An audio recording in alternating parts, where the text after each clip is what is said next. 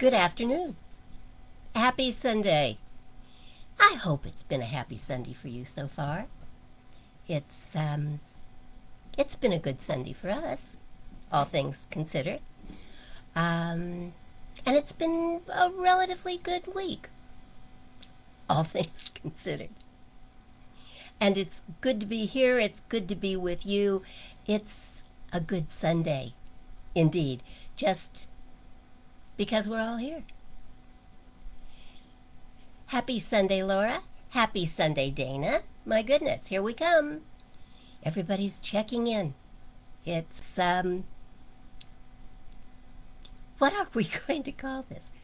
I'm calling it Facebook Live Sunday, but it seems to me we could come up with a better name. So, be thinking on that and send me some suggestions.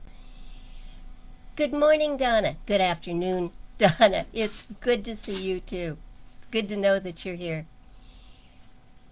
You and your wonderful family. We adore your daughter. You know that, don't you? Of course you do.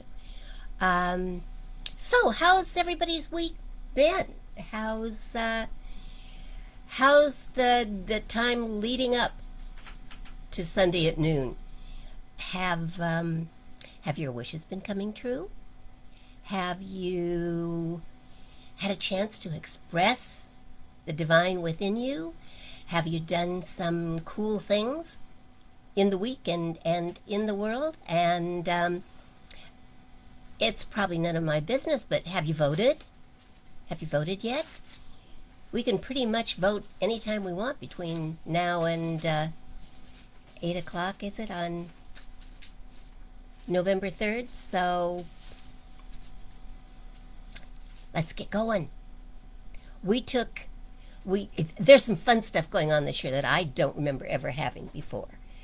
But you can track your vote and see if it's been in and if it's been accepted and if it's going to be counted. You can track. That's so cool with all the stuff going on around phony ballot boxes being set up, and which I just think is very strange. Phony ballot boxes being set up, people probably putting their votes in there and then worrying about whether or not they've been counted, if nothing else, worrying about it. We took ours right to the county clerk's office. There's a big box right there, and we put ours in the county clerk's office, and I can hear that. And it was fun. And then you still say, well, now wait a minute, what if? I couldn't imagine that ours wouldn't be taken in from literally in front of the county clerk's office, but one never knows. So there's this thing, you can go online and put your name in and your address in, and they will let you know when your ballot has been in and looked at and accepted and will be counted, which I thought was exciting. I just thought that was exciting. And they did. They sent me a little email and said, we've got you. You're going to be counted. It's all good. Kat checked 2 boxes on hers, and not only did she get the email, she got a phone call. I mean, they are paying attention, aren't they? Let's see. Oh, Laura, I'm so glad. Yeah, grateful. She's doing well. Let her know that we'll have her in our prayers. Very good news. Good morning, Jennifer. Yeah, voted and being counted. Let's just all do it, shall we? It's important this year. Well, it's important every year, but I think it's particularly important this year. Let your voice be heard. So, what else is going on in your lives? My lovely people, what is happening?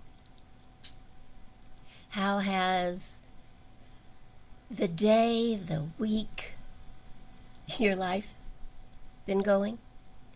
And how can we support you? What can we be praying for? Let us know about that. It's important.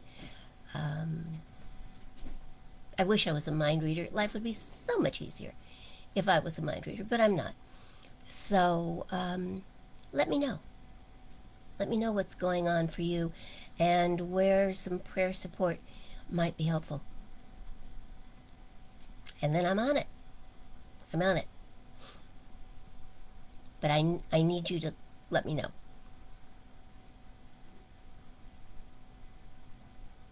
Tina's got her vote in. Good morning, Heidi.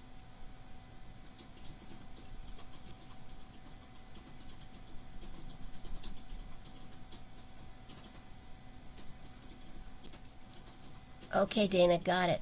We will definitely be praying for John and his mother. I got it.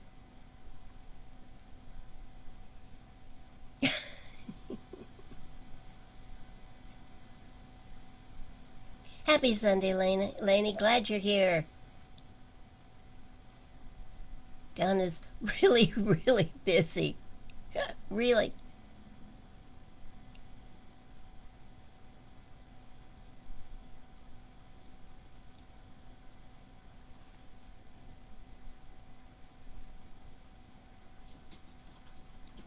Good morning, Joseph. Good morning, everybody. I'm very glad you're all here.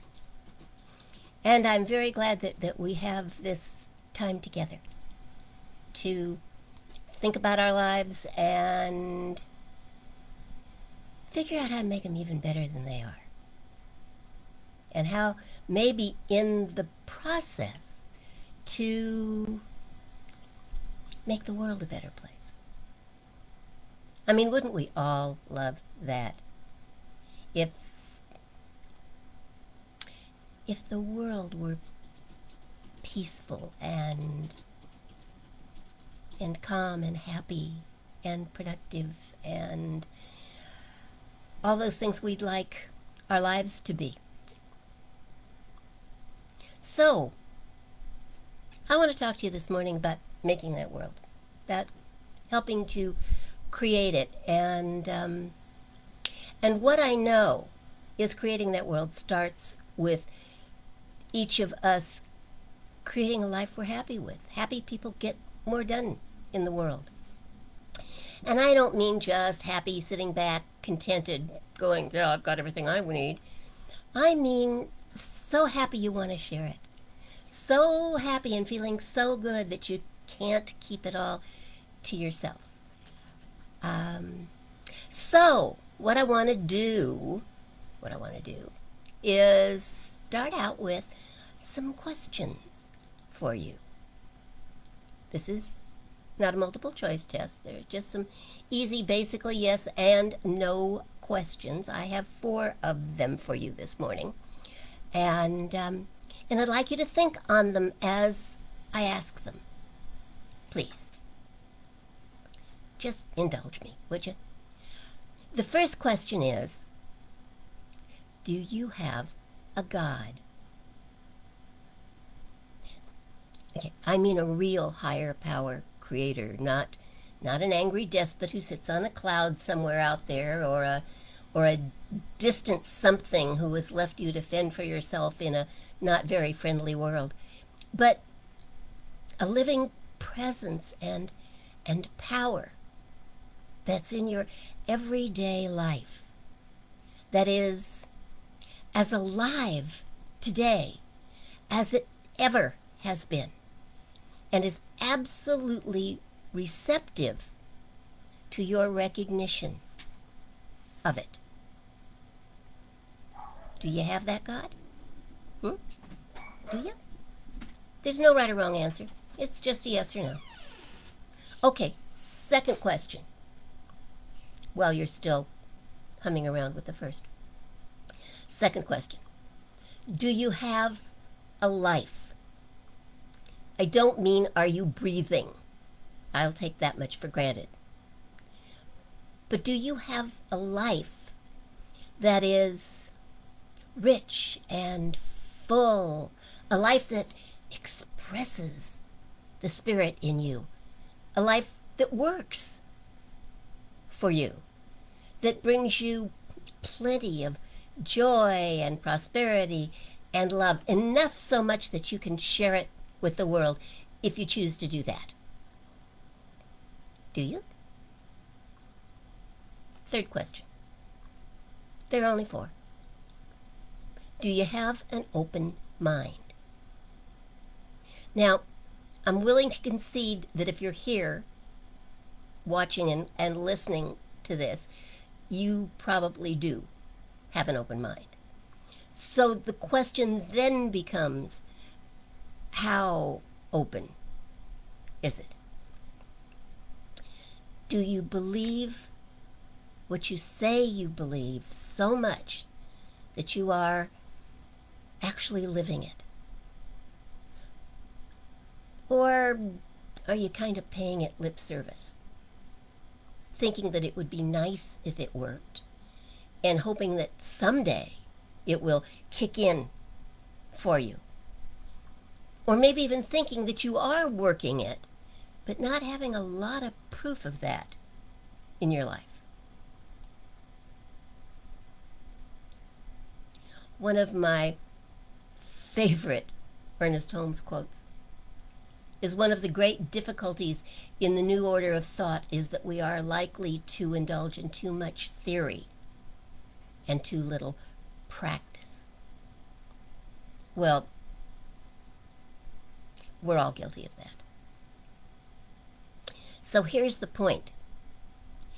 If our lives do not reflect the knowledge that we say we have, we are, in the words of Shakespeare, full of sound and fury and significant of nothing in particular. Or in the words of Scripture, we are as a noisy gong or a clanging cymbal. I like both those references. They just kind of tickle me. Brings up the mental picture of some of those old cartoons, you know, where they showed the big old guy with the hat and the belly and with his mouth open and just blustering coming out. Which is not to say that any of you are blustering. I'm not saying that. What I'm saying is the words are easy, and the practice, though simple, is not always easy. See, you don't have to be around long to get the jargon down. A couple of phrases will do it for you.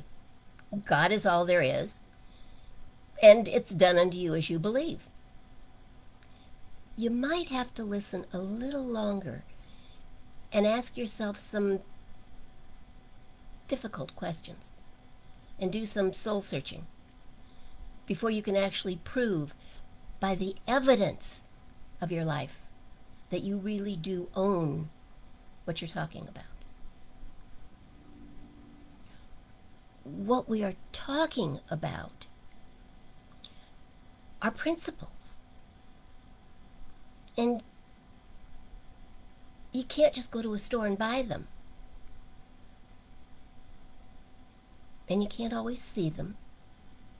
They're intangible and invisible, like gravity and mixing colors. But you can see what they do if they are working. And you can see them at work in a person's life if the person is really using them. And if the person knows them but is not using them, you can see that too. It shows up as, well, as clanging cymbals. A lot of talk, but no visible or tangible results. Please hear me. This is not about making anyone wrong. And I know a lot of you are working really hard to get the principles to show up in your life as your dream. But sometimes it just feels like nothing is happening. So here's my thought for today. One of my thoughts for today. Have your dream. And if you don't have a dream, for God's sake, no, for your sake, get one. No one else can do that for you. Get a dream. In South Pacific, I seem to be doing a lot of James Michener lately. In South Pacific, there's a song, Happy Talk. Happy talk, keep talking, happy talk. Talk about things you like to do. See, there's a start. What do you like to do? What makes you happy? What are your talents, your gifts? What is easy for you that other people think is difficult? What brings you joy? Start there with your dream getting. Then the song goes on. You've got to have a dream. If you don't have a dream, how you gonna make a dream come true? Well, how you gonna make a dream come true if you don't have one? It could be coming true and you don't even recognize it. So get a dream. That's your job. You can't expect God to do everything for you. You've got gifts, you've got talents, you've got desires. Get a grip. Put it all together. Get over yourself, get over your excuses, get over your fears, and get over your past. Let's stop there for a moment. Get over your past. It's over. It's past. Whatever you or they or it may have done or not done, the past is past. Scripture says, yea, though I walk through the valley of the shadow of death. That's heavy stuff, the valley of the shadow of death. Yea, though I walk through. We are meant to walk through, not homestead. Take the lesson you have learned from whatever it was and move forward. Move on. And keep moving. Starting today. Starting right now. Whatever it is, you've been stuck in it too long. It's time to move on. Okay, I'll get down off that soapbox. Now, here's the deal. Your job is to define the dream. What do you want? What are you willing to do? And what do you think you need God to do to make your dream your reality?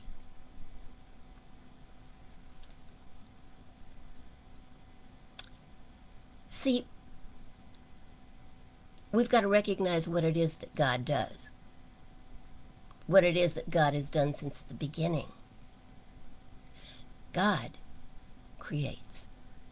It takes an idea and builds on it. And it builds with itself because that's all there is. So, more simply, it takes an idea and becomes it. And it works for us individually by working through us, by making our thoughts our reality. That's what it does. It makes thoughts reality.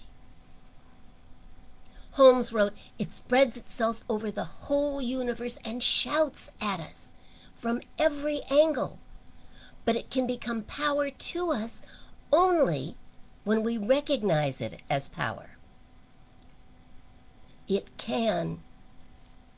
will do for us what we believe it can and will do for us. And it doesn't play favorites. It doesn't do for one and not for another, regardless of past behavior. God is love, consistently. It is giving and amazingly forgiving. We are collectively still here, are we not? And I'm not sure that we've earned that.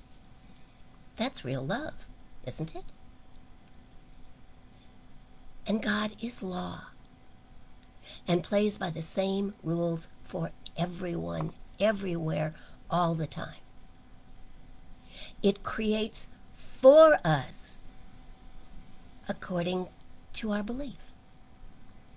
It does not step in and correct us, even when it probably should, or when we would have wished it had. It's done unto us as we believe, and what we sow, we reap. We can have it all. Most of us don't really want it all. We've got preferences. What I would choose in my all universe would probably be very different than what you would choose in your all universe. That's why it is the way it is. That's why Baskin-Robbins has 31 plus flavors. But if you believe, you can have whatever part of the all you believe in.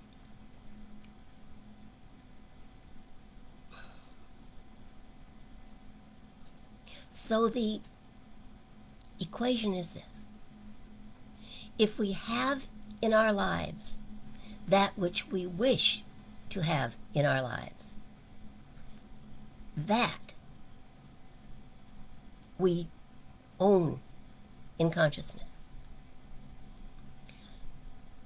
That, whatever it is, has nothing chattering in our heads that denies its existence or our right to experience it.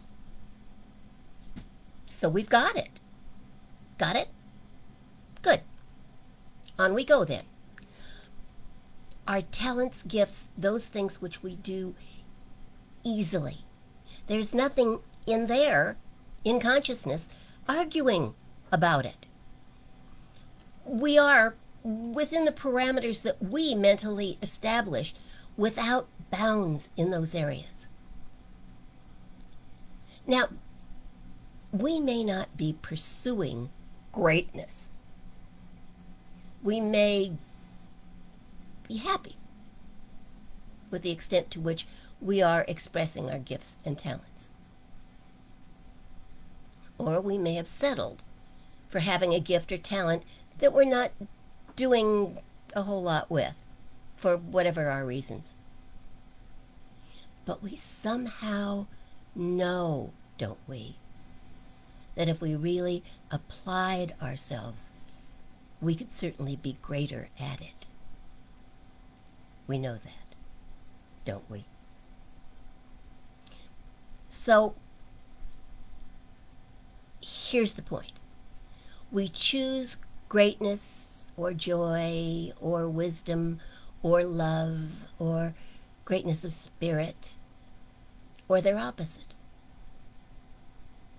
We choose victimhood or misery or helplessness or littleness of spirit or their opposite. We choose by right of consciousness.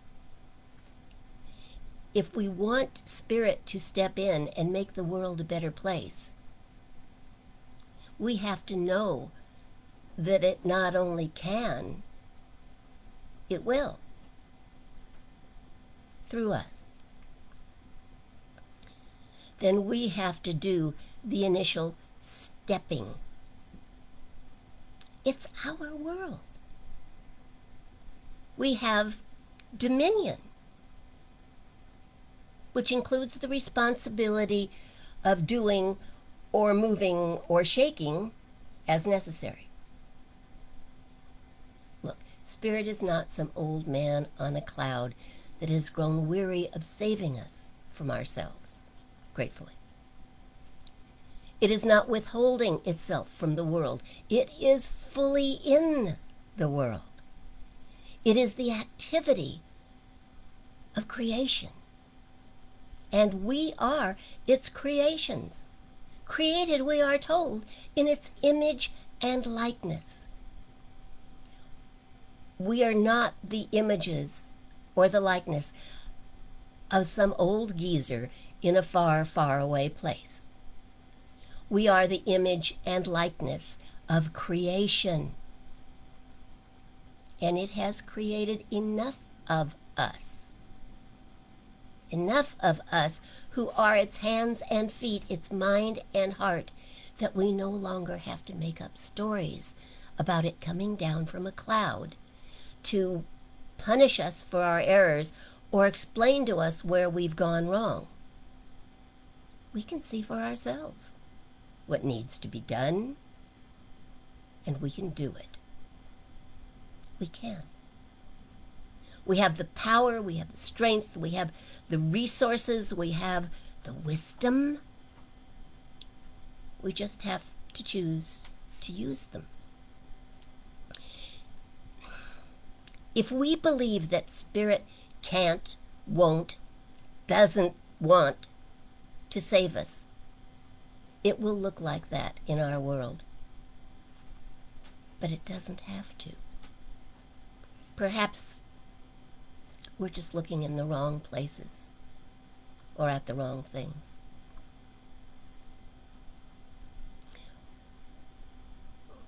We look for the activity of Spirit in world affairs. And it is, in fact, there. But we don't see it because we're looking for a bearded savior to come down from some mountain somewhere and fix things. We look for the activity of Spirit in the curing of disease. And it is, in fact, there. But we fail to see it because we are so busy looking for a prescribed miracle that we don't see the obvious, the natural healing. We look for Spirit in churches, and it is, in fact, there, but we're looking for the wrong thing. We're looking for a divine being to tap us on the shoulder or an act of God outside ourselves, and we overlook the obvious. Just as the fish swimming in the water might look for that which sustains it, and seeing nothing might assume that there is nothing that sustains it, in spite of the fact of its very existence. Just as the bird in the air might assume that there is nothing that supports it, in spite of its flight, because it can see nothing there. So we too overlook the most obvious proof of God's existence in our lives. And we overlook our ability to change our minds about who and what we are.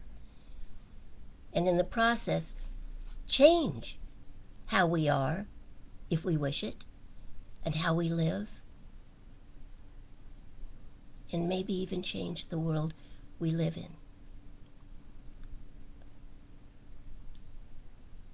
Again, in the words of Ernest Holmes, there is that within us which partakes of the nature of the divine. And since it partakes of the nature of the divine, we are divine. Our souls will never violate its own nature. In spirit and in fact, we are one with God.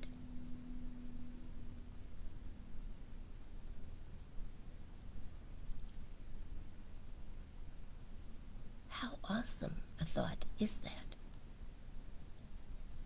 How freeing, how empowering a thought is that? In spirit and in fact, we are one with God.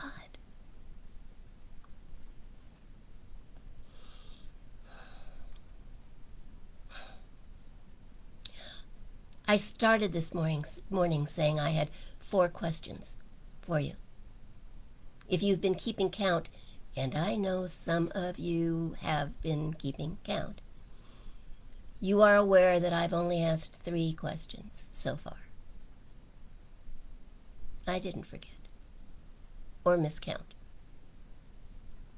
I just needed to get all of this out of the way first. So here's the fourth question. What is your dream? Do you have a vision of a better life? Do you have a vision of a better world? And do you perhaps even have a vision, however distant and unreal it may seem, of your place in that world? Of what you can do to make that world a reality? Or what you can do to be of service in that world? Scripture says for one person this may be impossible, but with God, all things are possible. You are with God. It can't be otherwise. You are a cherished part of God. It cannot be otherwise. If you choose to believe, if you choose your dream, believing in spite of appearances that with God all things are possible, then your dream will no longer be just a dream, but you will feel it, taste it, touch it, breathe it, and it will become you. It will.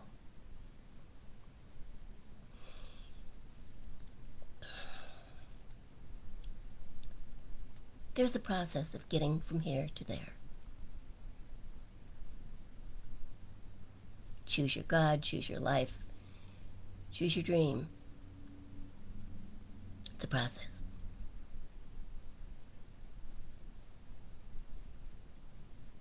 You may want to start your process with the prayer I'm about to read. And before I read it, here's a little piece of advice. If it feels like too much, edit it. Take out what doesn't work for you. And if it feels like too little, I don't think it will, but I do know that some of you are real overachievers. If it feels like too little, add to it. The point is, make it your own. Make it something that you can believe in. The prayer, as I read it, was written by Shantideva, a Buddhist monk of the Mahayana tradition. I've probably said that all wrong. Who lived, around 700 AD. He was a devoted practitioner who authored a piece called The Bodhisattva Way of Life. It is said that His Holiness the Dalai Lama considers this text to be the source for developing altruism in your character and the spirit of awakening. It is also said that His Holiness the Dalai Lama recites this prayer every morning as part of his waking rituals.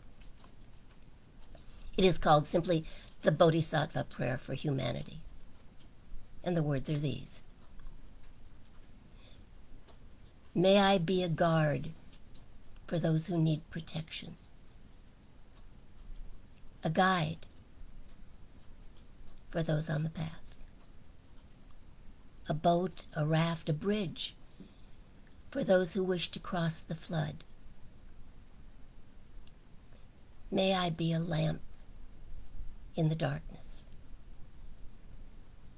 a resting place for the weary, a healing medicine for all who are sick, a vase of plenty, a tree of miracles,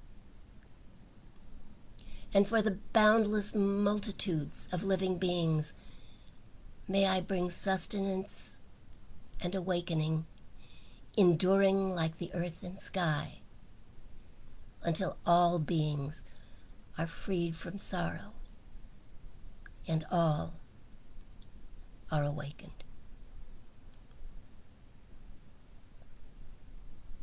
May I be that. May you be the realization of your highest dreams and greatest aspirations for yourself and for humanity. For when you are willing to live your dream, others will awaken as well and begin to live theirs.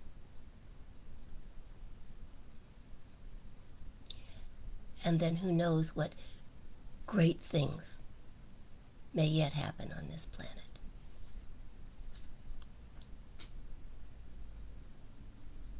If it's your dream, it's yours to believe in. And if you believe in it, your dream will become reality. Let us know that that which we believe in is real. And let it be so. And so it is.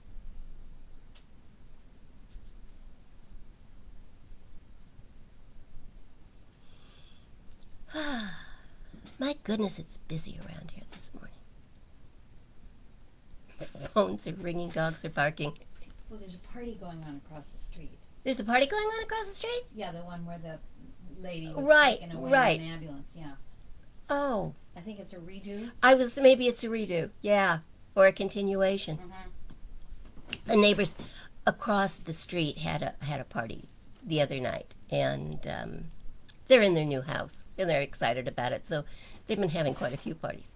And all of a sudden there was an ambulance and a fire truck and somebody left, so we don't know if they're just picking up where they left off or if this was who knows. Anyway, there's a lot going on, but people across the street make the dogs bark. You understand if you have a dog.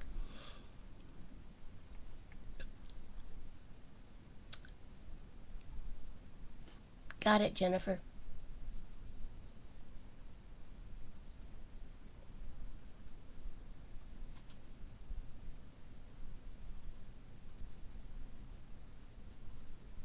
Jennifer, I think you are just coming into your own.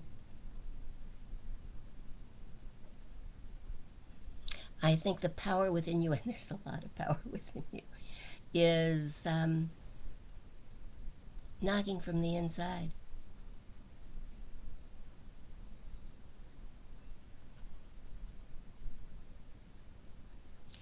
Oh, yeah, Heidi, I think about Keith all the time. Especially at Easter. Especially at Easter. I can hear him singing How Great Thou Art. I was up in Northern California one time driving, and driving responsibly, but scanning, looking for a better, because I was losing my radio station. And all of a sudden, out of nowhere, there was this male voice singing How Great Thou Art, and I had to pull over and cry. Very, very grateful for Keith's presence in all of our lives. He was an amazing gift.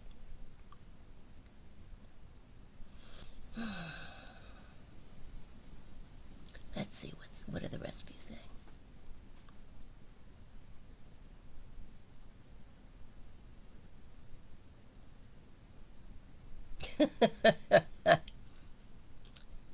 Heidi, you're wonderful.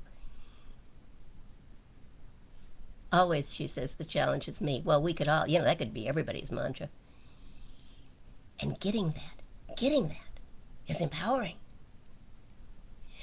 Getting that is so freeing. I'm the challenge. I'm the common denominator.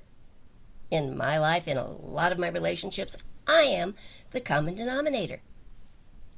So what am I going to do about it? If I love the way it's going, I'm going to pretty much keep it up the same way. But if I don't, if it's not working, it is amazing what accepting personal responsibility for your life can do.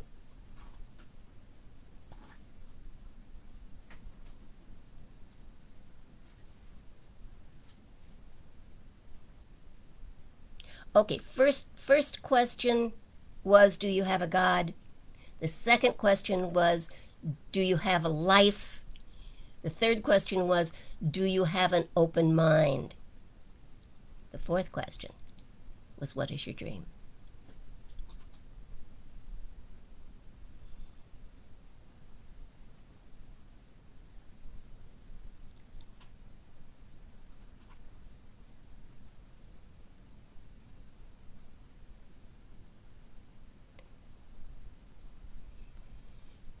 It is a beautiful prayer, isn't it?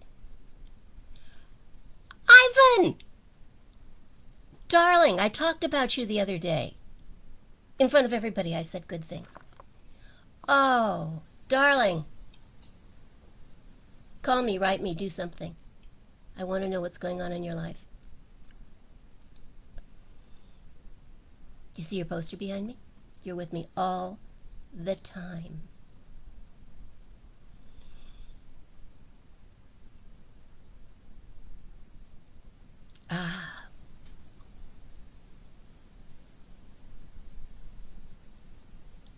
So, my friends, here we are. We've got some extra time today. I don't know why. I guess because we need it. I'm glad your ears were burning. It was good stuff. It's always good stuff. So, we've got some time for some questions. Who's got a question? Come on, somebody jump in there and give me a question. I love doing that. I love doing that. It's warm in here and my little fan has stopped working because I had it pre-charged and it's used up its charge. Yeah, me too, you, Ivan. Lainey's got a great question. Yeah, I'm looking at it. Question: where does spirituality, God, fit in the tech world with artificial intelligence? Well, real intelligence created it, didn't it? Artificial intelligence in the tech world is a tool. It's a tool. Artificial intelligence.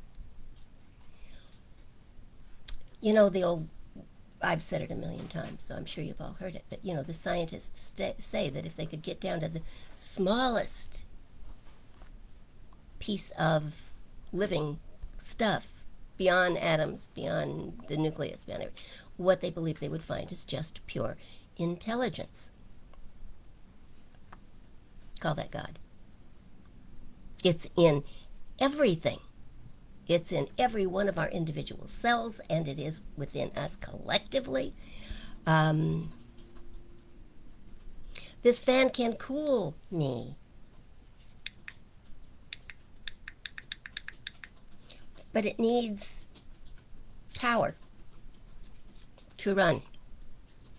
Where does that power come from, ultimately, originally? I mean, it's a wonderful question,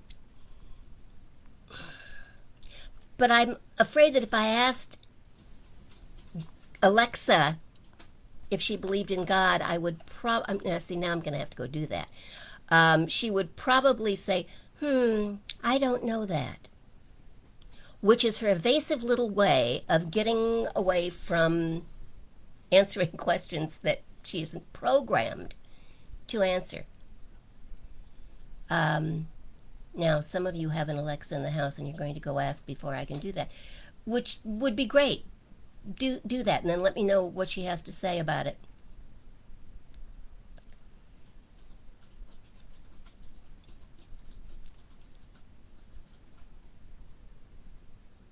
I'm reading Sandy's. I'm a walking example of dreams do come true. My first dream job in California, now my dream horse farm. It doesn't get any better. Sandy, my preference would be that you had your dream horse farm here in California so that we could see you, but I wouldn't take that joy away from you for the world.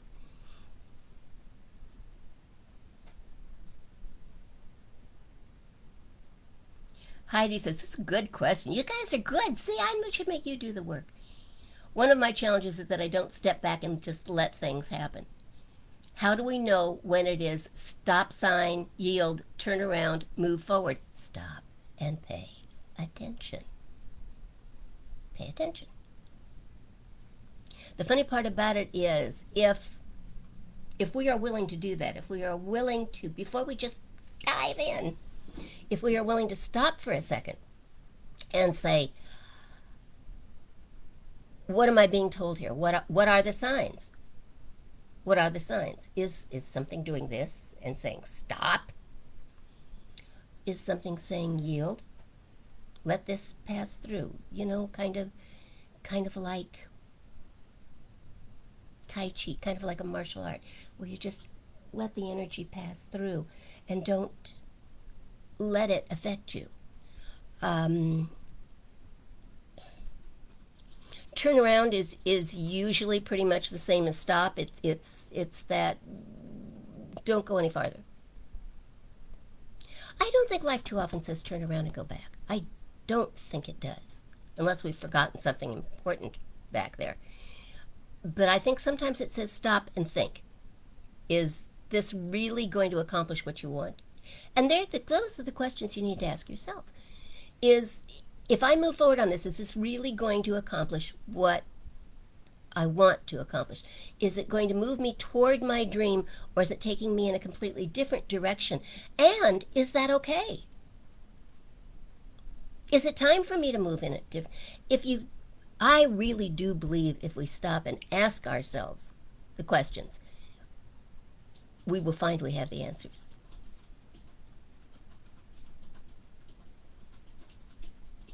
I think we will, but we have to ask. And that's trusting that there's a wisdom within you that knows. Because there is.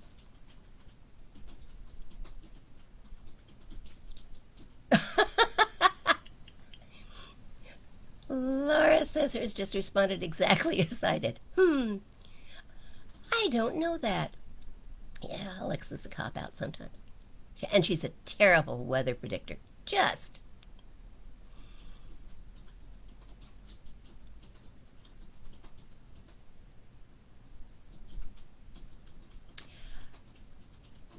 When the time is right, Jennifer, when the time is right, when the person is right, the picture becomes clear. I know a few decades ago now, I was wondering what in the world I was going to do with my life, where I was going to go when I grew up. And I found myself in a church of religious science for all the wrong reasons. Had to do with a relationship, actually. And then it had to do with a friend who kept urging me to go. But the bottom line was, once I got there, I heard enough to keep me there. And then I kept listening. And I kept thinking that maybe it was going to work.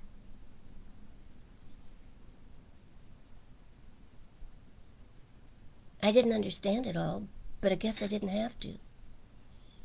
Emma Curtis Hopkins used to tell her students that they didn't have to understand it all in the beginning. They just had to practice it. So I was practicing. I was saying what I was supposed to be saying and doing what I was supposed to be doing, and I took some classes.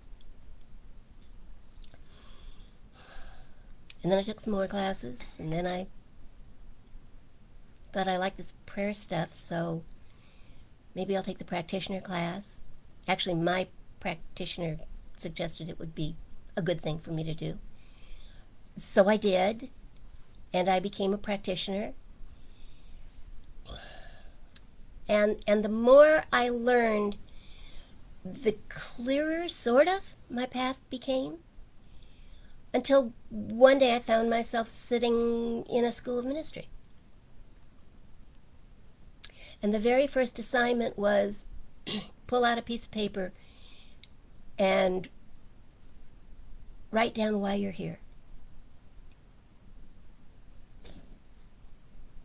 And I found myself writing, I am here because this is where the path has taken me. This is where my whole life has brought me at this moment. But it was the first time I realized that it was the most logical. I was praying for passion and clarity and walking through doors as they opened. And that made all the difference. It always does. So keep your hand on those doorknobs and keep walking.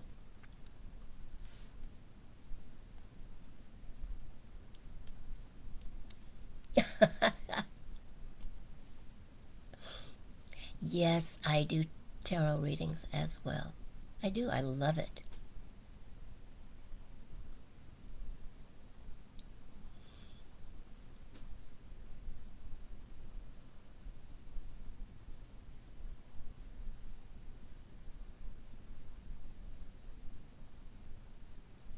Oh, God won't get lost in the technology. It's a good question, Lainey. It's a very good question. But God's already in the technology. It's already there. It's already there. Yeah. And I believe that much good will come of it. Will there be people who somehow manage to wrap their mind around the idea that because of artificial intelligence there is no God? Probably. But there have always been those people, and those people are just looking for reasons. What you believe is the most important thing. And that will change the world. It's already changing the world for good. I know that.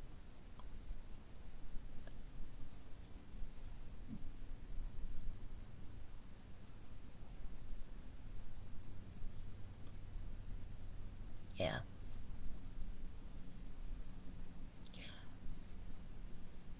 I think God likes challenges, and if artificial intelligence became a challenge, I think there would be a different kind of revolution. But see, we've got to go back to remembering that we're not talking about a guy in a cloud up there.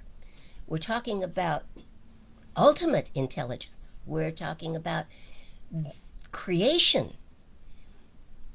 Nothing's greater than that. And everything came out of it.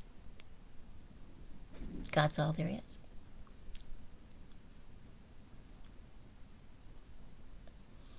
Oh, I am so glad you were all here. What a great morning or afternoon. Whatever. I guess a lot of that depends on what time zone you're in. Yes, Heidi and Sandy, you two do know each other. It's just been a while.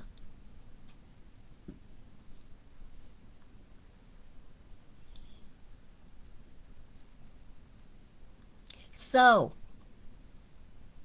I think it's time to pray, don't you? I'm having so much fun reading your stuff that I'm getting lost, and you're probably staring at me and wondering where my mind's gone. My mind's on you and what you have to say. And how great it is to be together with these minds that are thinking and stirring and creating good stuff. So, let's take a moment, shall we? Close your eyes if that's comfortable for you. If not, just soft focus so that your attention is going within and is not on the world of stuff. And let us simply go to that place where real intelligence abides.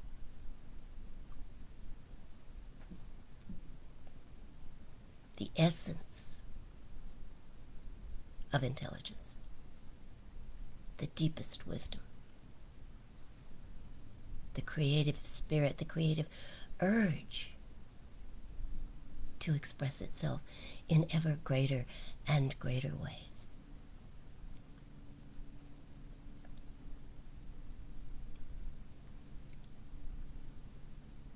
And let us know that that wisdom, that intelligence abides within each one of us. We are not separate from it. We could not be separate from it.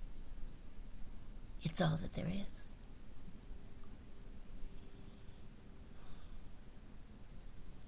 If we have forgotten that, then let us remember. If we have avoided that, then let us turn to it and accept it.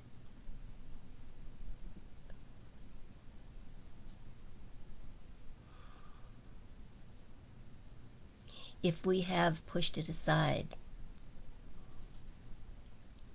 let us embrace it.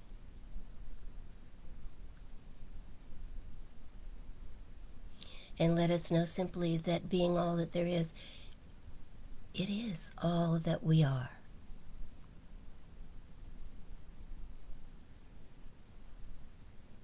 There is a power for good in the universe, and we are using it for good.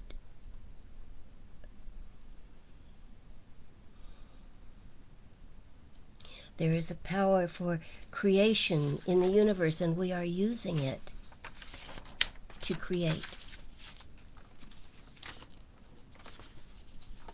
There is a power for love in the universe, and we are using it to love and be loved.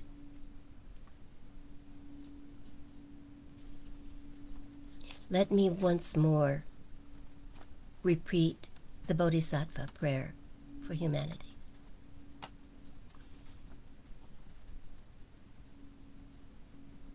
May I be a guard for those who need protection, a guide for those on the path,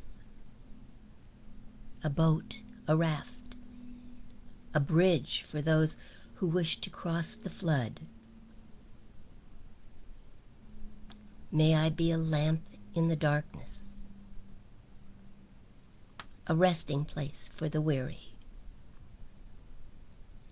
a healing medicine for all who are sick,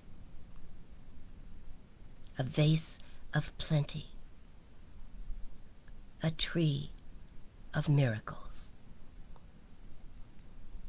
And for the boundless multitudes of living beings, may I bring sustenance and awakening, enduring like the earth and sky, until all beings are freed from sorrow,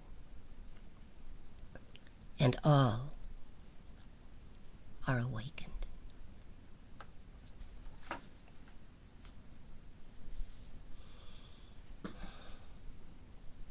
Thank you for being here. I appreciate your time, and I love your consciousness. I'll be here again next Sunday at noon, and Wednesday at 7 p.m. California time. Between now and then, may you be blessed and blessing. May you be all of the things in that prayer for someone and for yourself. May you be happy, and may you cause great happiness. I'll see you again soon. God bless.